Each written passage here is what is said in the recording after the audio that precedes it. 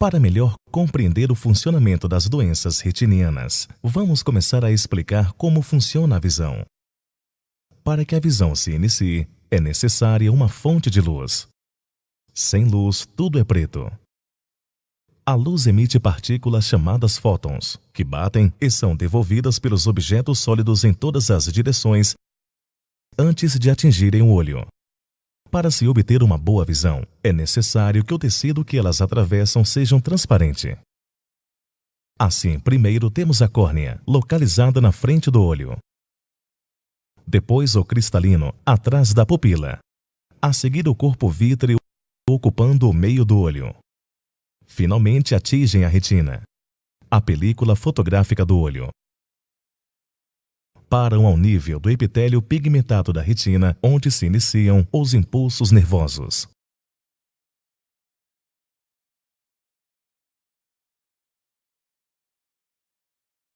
Esses impulsos vão através do nervo óptico e depois pelas vias ópticas até o cérebro occipital, onde são transformadas em imagem.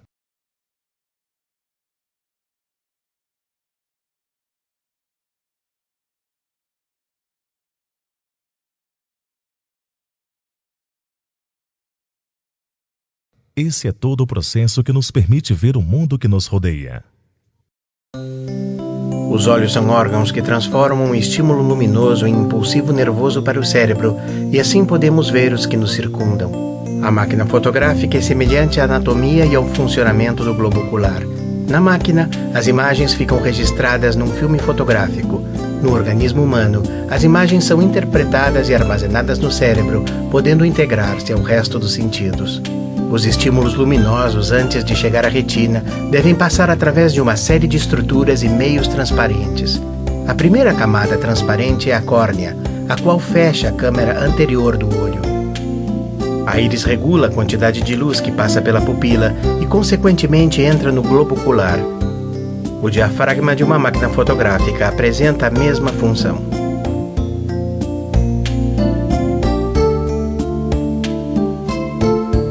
A íris pode apresentar tons diferentes do castanho muito escuro, quase negro, passando pelo castanho médio e claro, pelo verde, até o azul bem claro. O cristalino é uma lente biconvexa e, portanto, convergente, constituída de lâminas celulares concêntricas, unida por ligamentos denominados ciliares, à segunda camada do olho, ou coroide.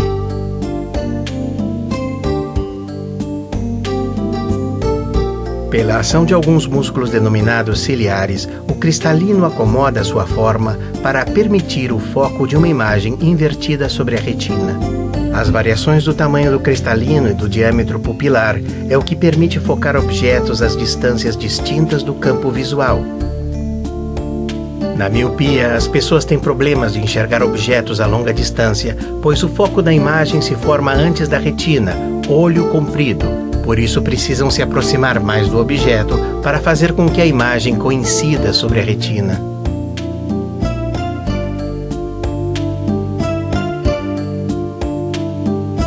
Na hipermetropia ocorre o contrário. As pessoas enxergam bem de longe, mas apresentam dificuldades de focar imagens de objetos a curtas distâncias, pois o foco da imagem se forma atrás da retina, olho curto. Por isso precisam se afastar mais do objeto para fazer com que a imagem coincida sobre a retina. Estes defeitos podem ser corrigidos mediante lentes artificiais que são colocadas na frente das lentes biológicas, o cristalino e a córnea, como lentes de óculos e de contato, permitindo assim corrigir os defeitos na focagem da imagem.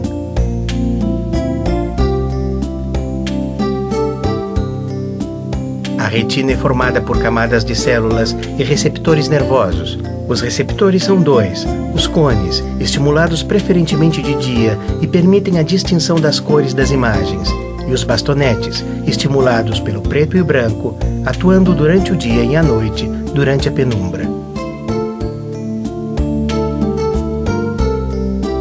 Nem todos os animais possuem o mesmo número de cones e bastonetes que a espécie humana. como por exemplo o touro e o cachorro, que veem principalmente em branco e preto e distinguindo os objetos pelas tonalidades de cinza. A estimulação dos cones e bastonetes é traduzida em impulsos nervosos, os quais são conduzidos até áreas visuais da região occipital do cérebro, onde a imagem é recebida em sua posição original e interpretada. Olho. Qual é o fenômeno físico que está envolvido na construção da imagem dentro do teu olho? O fenômeno que está baseado no funcionamento do olho é a refração. Ou seja, os raios luminosos, quando entram para dentro do olho da gente, eles apresentam uma mudança de velocidade. Essa mudança de velocidade faz com que os raios sofram desvios e acabam se encontrando na nossa retina. E aí forma a imagem. Nosso olho apresenta 4 partes importantes. Primeira parte é chamada córnea. A córnea é uma lente esférica. Isso quer dizer que ela é uma lente que tem um formato perfeitamente circular, como se fosse uma tampa cortada de uma esfera. A córnea fica exatamente em cima da nossa íris, que é a cor dos nossos olhos.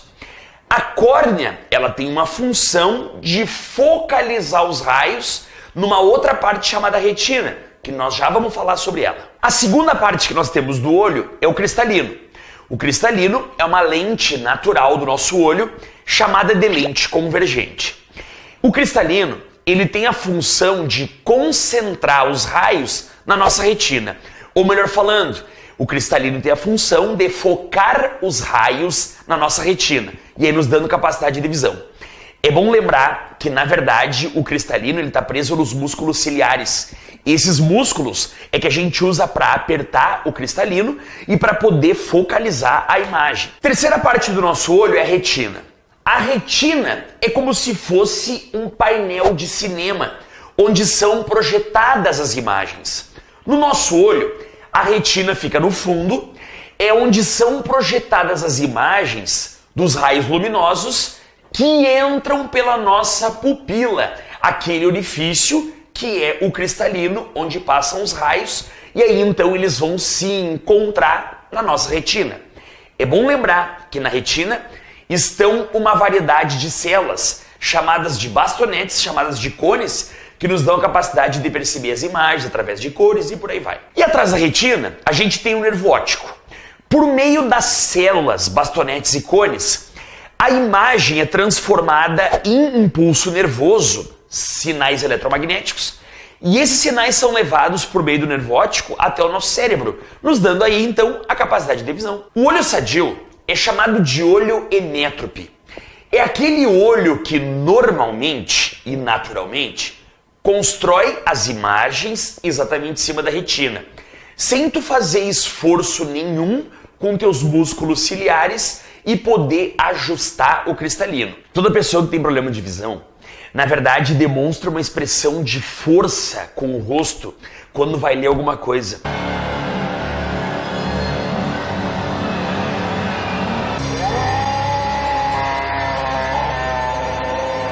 Essa expressão de força se dá, na verdade, porque a pessoa quer ajustar o cristalino para que ele fique focando em cima da retina. Por isso que geram dores de cabeça. Queridão, vamos dar sequência falando agora sobre os problemas de visão. Estes problemas existentes podem ser a miopia, hipermetropia, presbiopia e astigmatismo. A miopia é causada por uma anomalia onde o globo ocular é mais alongado que o comum. Os raios luminosos que passam pelo olho são focalizados em um ponto antes da retina, onde, se houvesse um anteparo, seria formada uma imagem. Quando o objeto está perto, a acomodação ainda consegue resolver o problema, mas à medida que a distância do objeto aumenta, o cristalino não pode diminuir mais a sua convergência, e a pessoa míope passa a ter dificuldade para enxergar objetos que se encontram longe. A correção da visão neste caso é feita com lentes divergentes, que desviam os raios luminosos de maneira que eles se afastem um dos outros, formando um feixe divergente até chegar à retina e formar a imagem. Iniciaremos simulando um olho míope. Para isso, ligamos a fonte de luz com um feixe de 5 raios paralelos e colocamos o perfil de uma lente convergente no olho.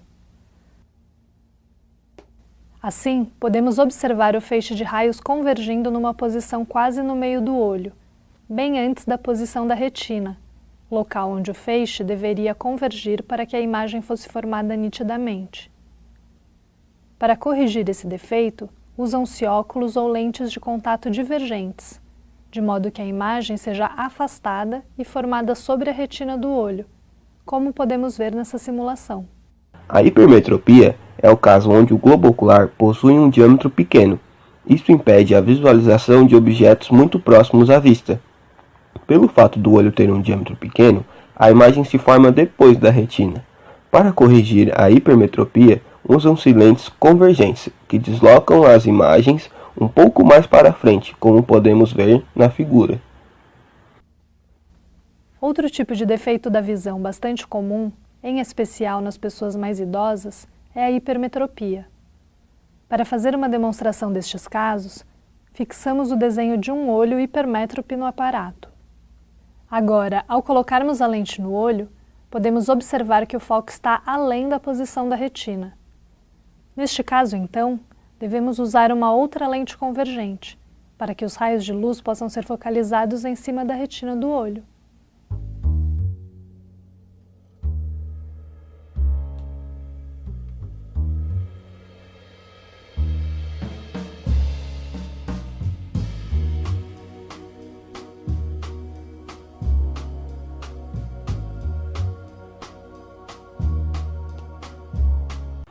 A presbiopia é uma anomalia muito parecida com a hipermetropia, onde a imagem também se forma atrás da retina.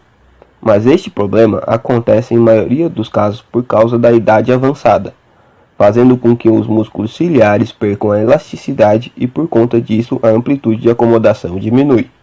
Para corrigir esse problema, também utilizamos lentes convergentes. O astigmatismo é um pouco mais complicado de se entender. Ele consiste em um defeito na curvatura da córnea.